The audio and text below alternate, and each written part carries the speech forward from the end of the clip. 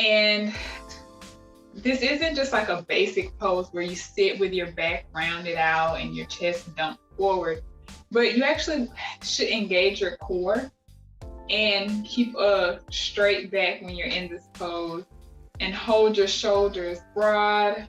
Inhale, arms up over the head and back to the floor behind you.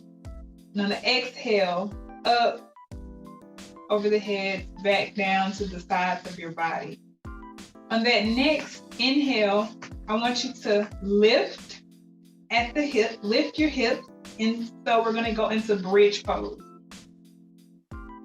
And so inhale, the hips rise as the arms rise. And exhale, the hips lower as the arms lower back to the sides of our body. As you're lifting the hips, roll out the wrists, lower the glutes and the hands back down to the side. Now here's the fun part, the ab work.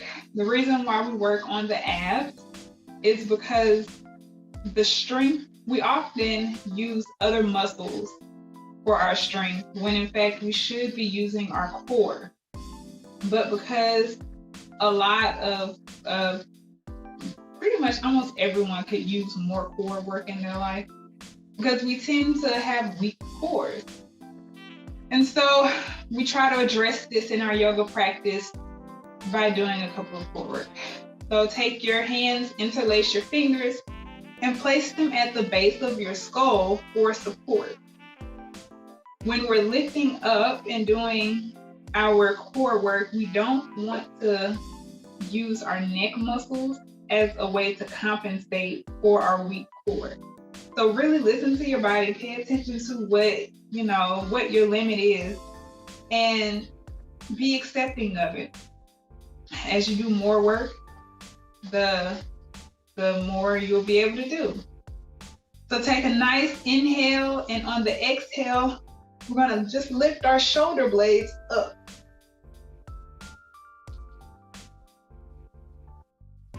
And inhale, coming back down to the mat. On the next exhale, lift up. Shoulder blades are off the mat. You want to make sure that you're engaging the lower transverse muscles. So if your tummy is doming up, that means that you're using the rectus abdominis muscles. And imagine that you're cinching together and flattening those core muscles and really pulling together to hold you up so that you're then engaging those lower muscles. Inhale and lower. Exhale, rising back up. And just acknowledge, what are you using to hold you up right now? Is it your core or your neck? Are you engaging your leg muscles? What are you using to hold you up? Inhale and lower. Exhale and rise up. This time, we're gonna turn to the left ever so slightly so that we're now engaging the obliques. So those side abs. Trying to keep the shoulder blades off the mat if you can, coming back to center. Inhale and lowering. Exhale, rising forward and turning to the right. Once again, just trying to engage those oblique muscles. Coming back to center. Inhale and lowering. Exhale, rising forward, turning to the left. And this time we're gonna add our arm to it. So you're gonna slice your arm in the direction in which you have now turned your body to the left. And that gives us a little bit more of a core engagement. Bring the arm back, come back to center and lower. Exhale, rising forward, turning to the right, and bringing that arm out to the right. Slicing it across the body. Get that shoulder stretch there. Bringing it back to your head for support. Coming back to center, inhaling and lowering. You can release your arms if you want to put them in a goal post position. If you just want to keep them behind your head, that's fine. But just take a moment to just breathe and feel how that core feels lit up from that ab work. So the core is now engaged. We've engaged the glutes. Those are the two muscles that most of our power comes from. And so we want to make sure that we are using them, right? And we know what it feels like to use them. You can bring your feet to the a little further than hip width apart.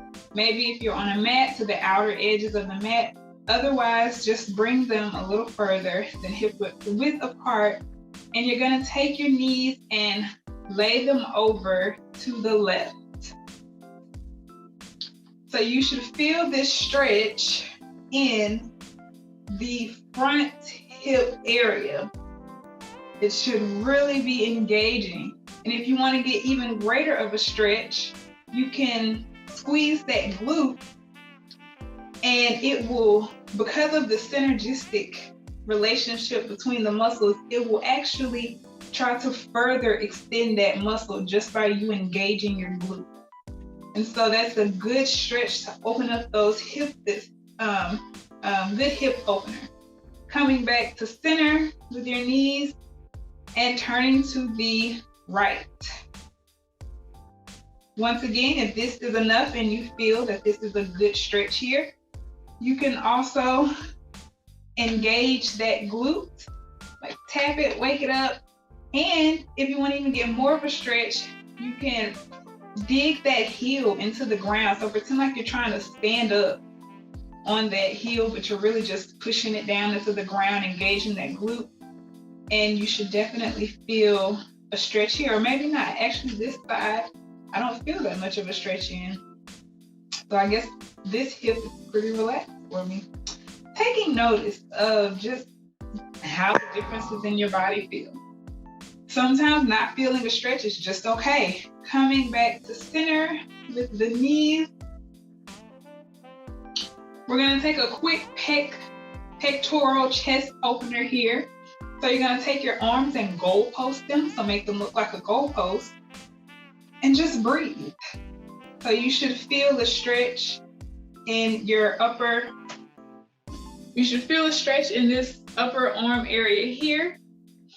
And as we were breathing intentionally into certain areas of the body, you can breathe specifically into this area of the body. Once you've felt like you've stretched that enough, you can come onto your hands and knees facing the front end of the mat for quadruped. So having your knees stacked below your hips and having your hands below your elbows.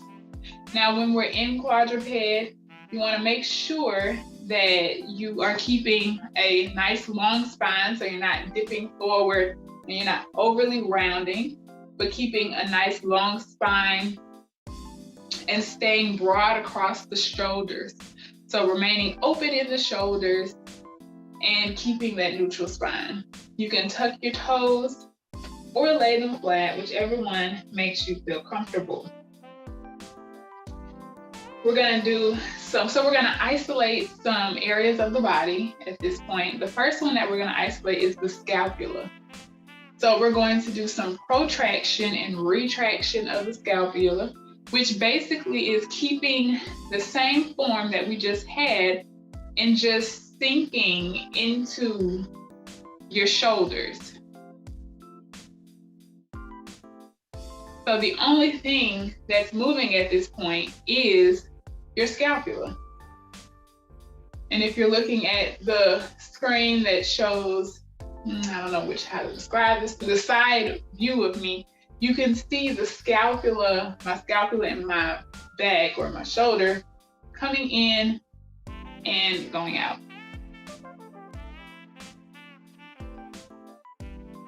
Coming back to neutral position. And once again, of course, also if having your hands like this is uncomfortable, you can ball up your fist and be on your fist as well. So that's another option for this position. Coming back into neutral, now we're going to add the rest of our body to this scapula movement and go do a couple of cat and cow. So that's where you add your back and you round it out with an exhale and curve with an inhale. A couple of those at your own pace, in your own rhythm. Making sure that you're breathing. And really involving your back into this movement. Coming back to neutral, we are now going to work on those hips and do a couple of, I don't know what a better term for this, but we call it peeing on the fire hydrant because that's what it looks like we're doing, peeing on a fire hydrant. If you think about how dogs look, and we're going to take our left leg, and it's not important as to how high you lift it, but lift the knee out to the left. So remembering that we want to try to maintain. So you're not going to be able to lift your knee up super high, and you want to try to keep your hips parallel to the floor. And so you'll notice that there's like a shift of your body weight as you're trying to do this movement. It's not that easy. And we're gonna move to the right side. My right side is much easier to do than my left side. And if you find yourself falling over or not being able to maintain balance, come back to that core and engage the core to help you keep your center strong. Remembering to inhale and exhale with those breaths. Coming back to neutral. Now we're going to do some hand-weighted positions and going to down dog. So tuck your toes and pretend as if there's a crane that is lifting you up from your hips and shifting your weight back. If you're not able to straighten your legs, that's okay. If you need to step back a little bit to open up your down dog, that's okay too. But what we want to really pay attention to is our shoulders and making sure that we are keeping a long spine and staying strong in the shoulders and not putting too much pressure on our neck and our backs. If you need to lower down, feel free to lower down again. And even if you want to take a second break to come into child's pose, feel free to do so. If not, we're gonna go right back into our down dog. And we're gonna do a couple of elevation and depression of our shoulders. And so what is that? That is pushing away from the floor and then sinking as if we're sinking into the floor. So that's another shoulder movement to really loosen up our shoulders. Remembering to breathe and remembering that the only thing that's moving here is our shoulder blade. Coming back to your neutral spine, we're going to lift our left leg for three-legged down dog. If you feel comfortable, you can bend that knee and draw a couple of circles with the knee, and that's another hip opener. Keeping in mind that we want to keep our hips level with the floor. You can change legs, bringing that right leg up and forward, bending the knee, and drawing circles. Pretend as if you're drawing circles with your knee. When you feel even, you can bring that leg back to the floor, knees down, and shift back into child's pose. Taking a nice full breath here. Inhale and exhale.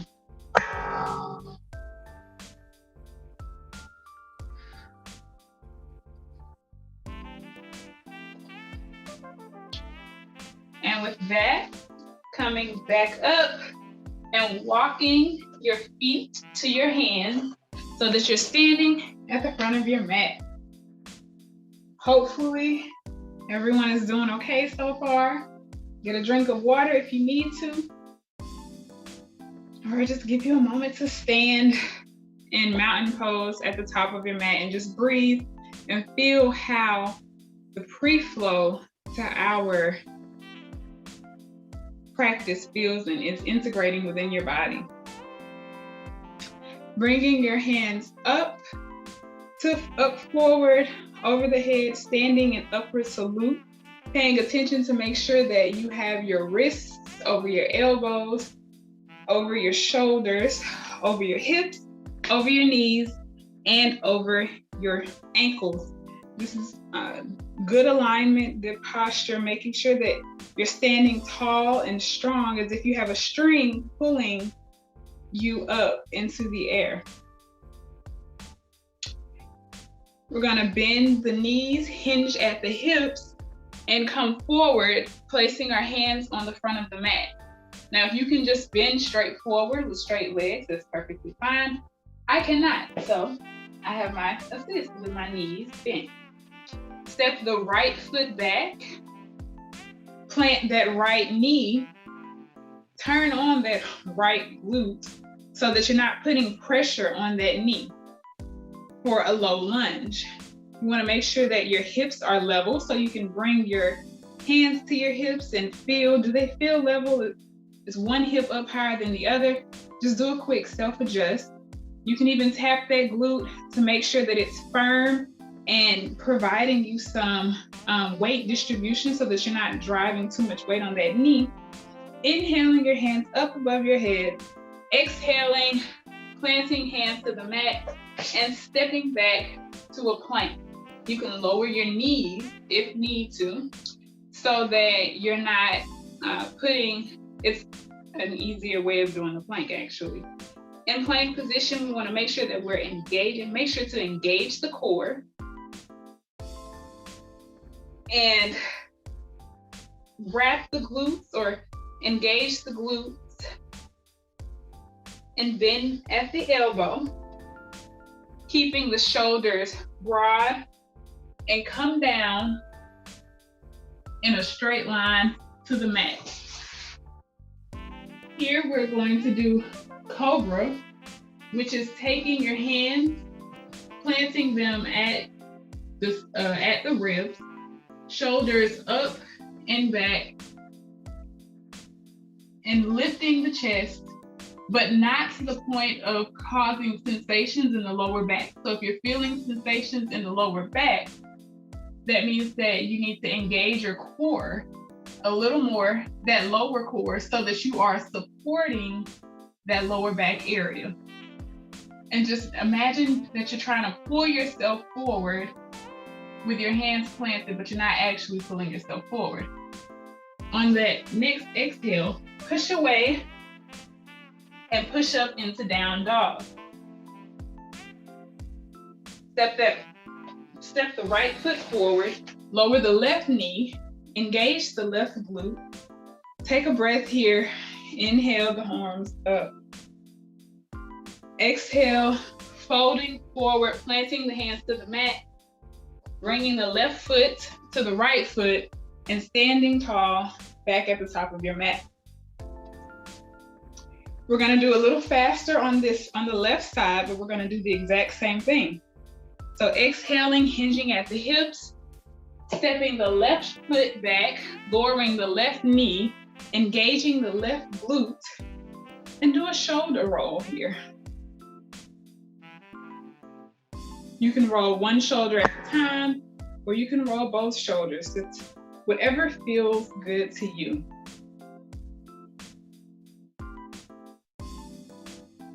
take your left arm, slice it across your body so that we can do a quick stretch of this left side body. Engaging the core so that you're maintaining your balance. And switch arms, taking the right arm and stretching that right side of the body. Planting the hands to the mat, stepping the right foot back to meet the left in plank position. Remembering that you can lower your knees and untuck the toes, or if it's accessible, you can maintain in plank position. Lowering down to the mat in one piece. Taking Cobra Pose again. Lifting that chest, using the stomach muscles to support you. Tuck the toes. On the exhale, push up back into down dog. Stepping the left foot forward, dropping the back knee, inhaling arms up above head, exhaling, planting the hands to the mat, stepping the back foot to meet the front foot, inhaling hands up, exhaling, bringing your arms down to heart center and breathing at the front of your mat. We're gonna go into our first sequence. That being, we're gonna step your right foot back, drop that right knee, so back into low lunge, bringing hands to heart center, and you're gonna do a twist to the left. And so you should feel this stretch even more in the right frontal hip area. And don't over twist, twist as much as your body will let you. And then fold forward. And if you can bring the right elbow to the left knee, go for it. If you can't, don't worry about it. And wherever you are, just breathe for a moment.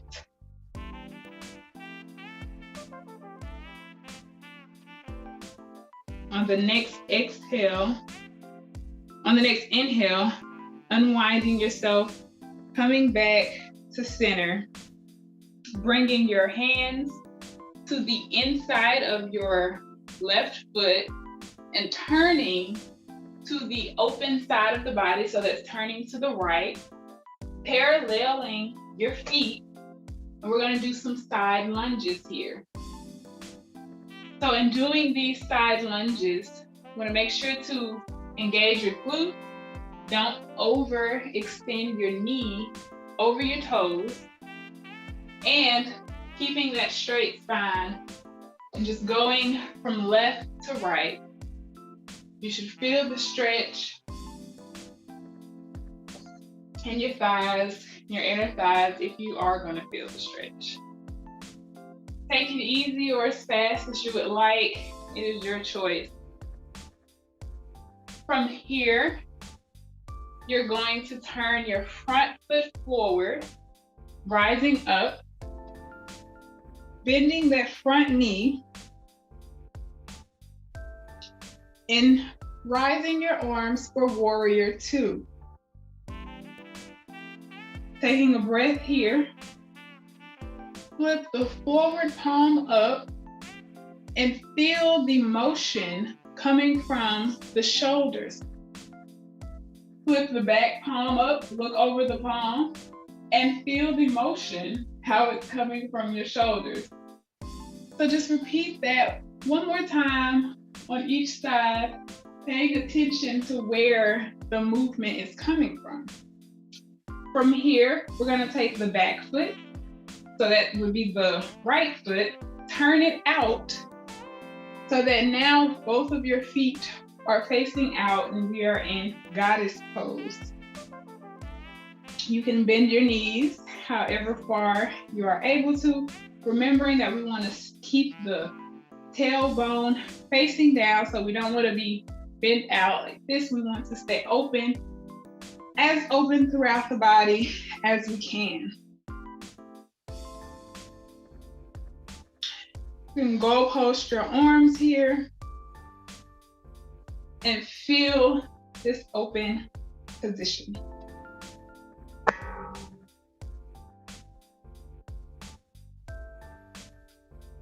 Coming and facing, stepping out of that position, bringing the arms back to your side and stepping forward. And then we're gonna repeat this on the left side. So stepping the left foot back, lowering the left knee, engaging that glute, bringing your hands to heart center, twisting to the right, bringing the left elbow to the right knee and breathing. Remembering to stay strong and open across the shoulders. On that next inhale, unwind. Plant the hands to the inside of the right leg and open up to the left side. So we should now be facing the opposite direction and doing some side lunges on this side. Remembering to breathe here. You can go slow or as fast as you need. When you come back to the front, you can turn the front foot facing straight forward. The back foot will be at a right angle to the front foot, and we are in Warrior Two again.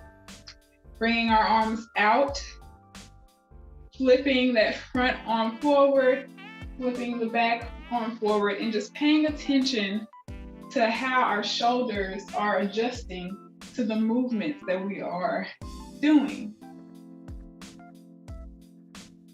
Taking that back foot, flipping it out so that we're now in Goddess Pose.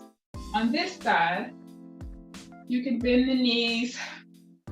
And this time, instead of just leaving the arms, well, if you would like to just leave the arms goal posted, you can, or you can do a diagonal reach across the body to engage the shoulders here again. Trying to get a little lower so that you can see my arms in both. Trying. Inhaling and coming up, remembering to breathe. Turning the back foot forward and stepping back to the front of the mat. Taking a breath here. Rising the hands up, forward, up above the head, hinging at the hips, bending the knees, coming forward to planting our hands to the mat, stepping back to plank position. So stepping directly to plank, no lunge, just coming to plank, lower the knees if you need to. Come down to the floor,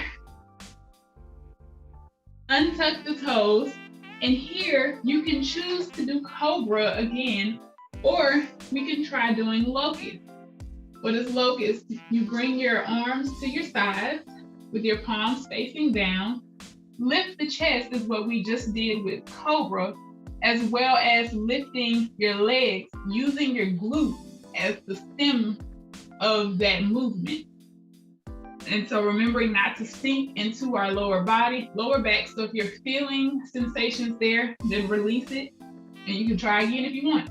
Otherwise, stick to just Cobra. Tucking the toes again, and on the next exhale, push up into down dog. Taking a breath here in down dog. Step your feet forward. Coming back up to standing. Step the right foot back. Bending the knees.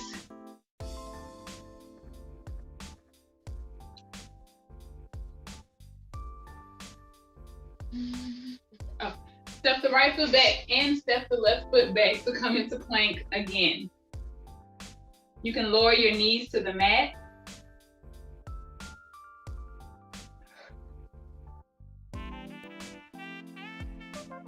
And then we're going to bring the left knee out to the side. So it's, we're adducting it away from our body and we're opening up to the right. So this is a supported side plank. Planting the right leg onto the mat, opening up to the side. Your hands should be directly under your elbow. Under your shoulder, and your right hand is up into the air. Coming back and turning to the other side.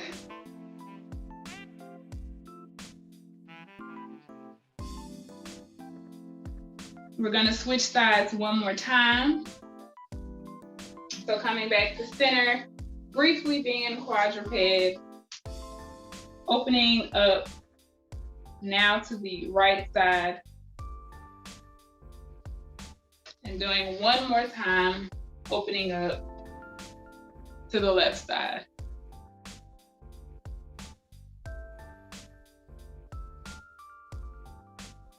And so here, coming back to quadruped, coming to your seated position,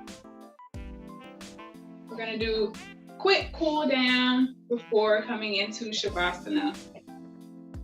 So here, you can take your right ankle, put it over your right knee, and then lift that knee, lift that leg so the knee is up as high as you feel comfortable doing. So this is a figure 4 stretch, and it's to stretch until you should feel it in the hips, the outer hips here. You can use your hands for support. You should use your hands for support. And imagine that you're breathing into that hip. My outer hip is always tight, so I always enjoy this stretch. I'm not sure if I can ever get enough of this stretch.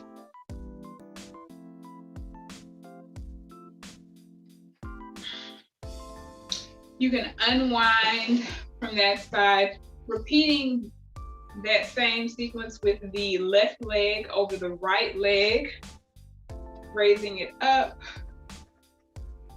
and breathing into that left outer hip.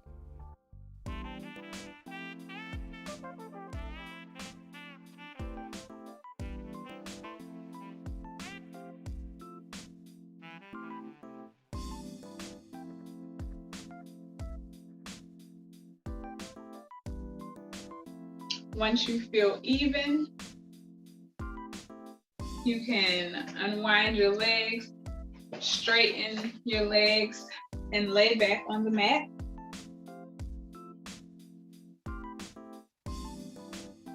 For Shavasana, just relax and feel how today's practice worked with your body.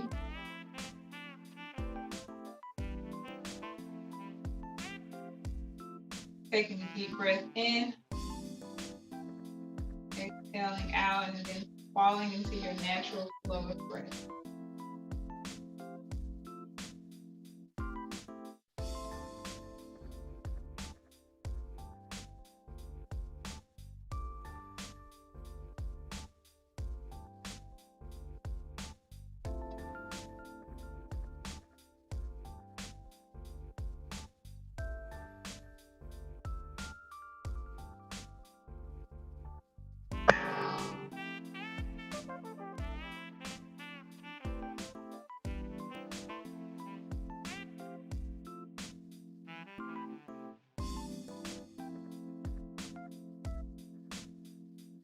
Taking the time to be with yourself right now, with your body. Leaving the past in the past, and the future in the future. What is this moment bringing?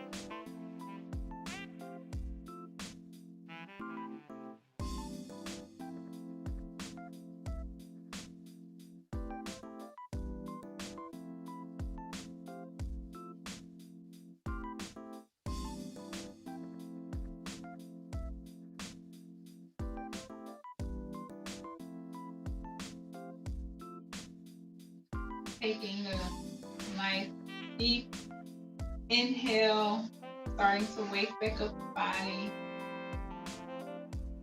You can roll over to one side or attempting to come back up to your seated position.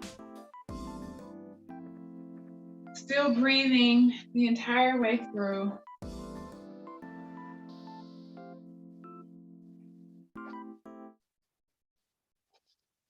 And I thank you for your practice.